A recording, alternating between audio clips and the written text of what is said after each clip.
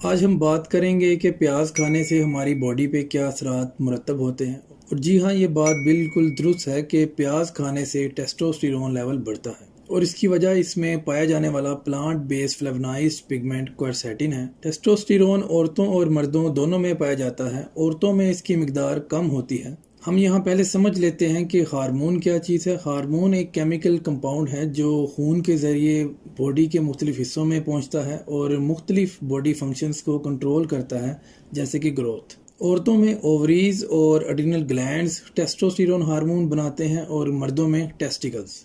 इस वीडियो में एक लफ्ज़ का इस्तेमाल बार बार किया जाएगा, वो है ग्लैंड। ग्लैंड वो गदूद है जो हार्मोन को बनाता है।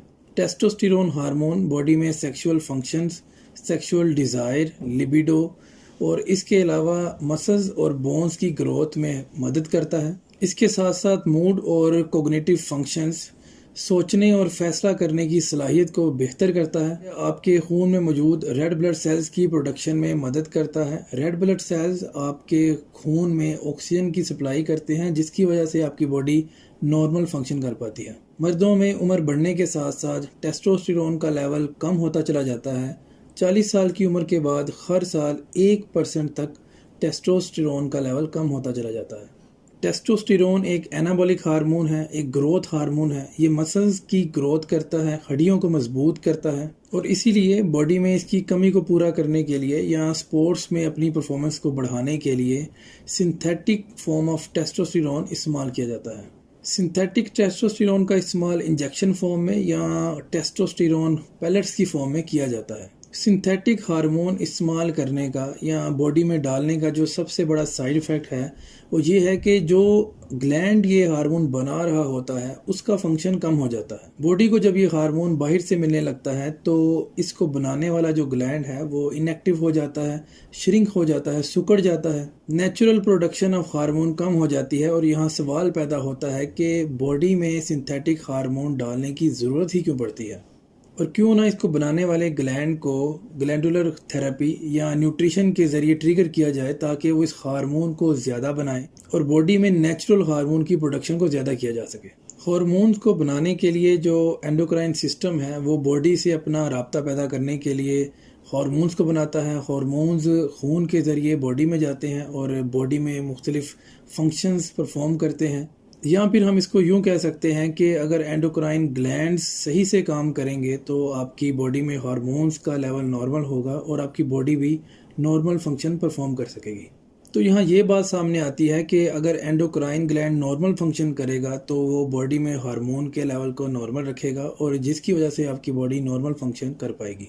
अगर आप एंडोक्राइन ग्लैंड को डिस्टर्ब करेंगे तो बॉडी में हार्मोन का लेवल डिस्टर्ब होगा, जिससे आपकी बॉडी नॉर्मल फंक्शन नहीं कर पाएगी।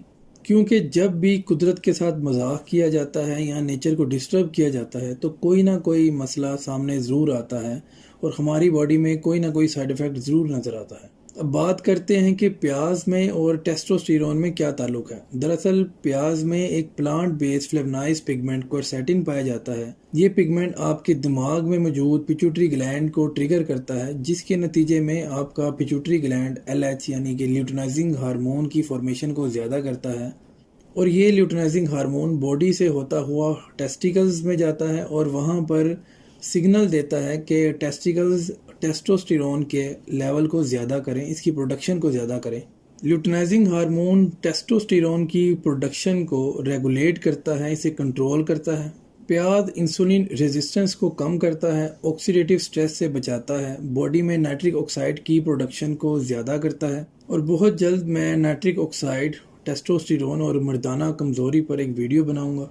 प्याज में पाए जाने वाला पिगमेंट क्वरसेटिन आंखों में मोतिये के चांसेस को कम करता है, कैटरेक्ट से बचाता है, एंटी कैंसर प्रॉपर्टीज़ रखता है, बॉडी में एलर्जी को कम करता है, खून की नालियों की सोजिश को कम करता है, जिससे ब्लड प्रेशर नॉर्मल रहता है। इसका लैक्सेटिव इफेक्ट कब्ज़ नहीं होने देता। यहाँ राय में तजाद पाया गया है कि कुछ स्टडीज़ में ये बताया गया है कि कच्चे प्याज में क्वरसेटिन की मिकदार ज़्यादा होती है बनिस्बत हांडी के पके हुए प्याज से, क्योंकि हांडी पकाने के दौरान हीट से क्वरसेटिन और दूसरे न्यूट्रिएंट्स की ब्रेकडाउन हो जाती है, इनका लॉस हो जाता है।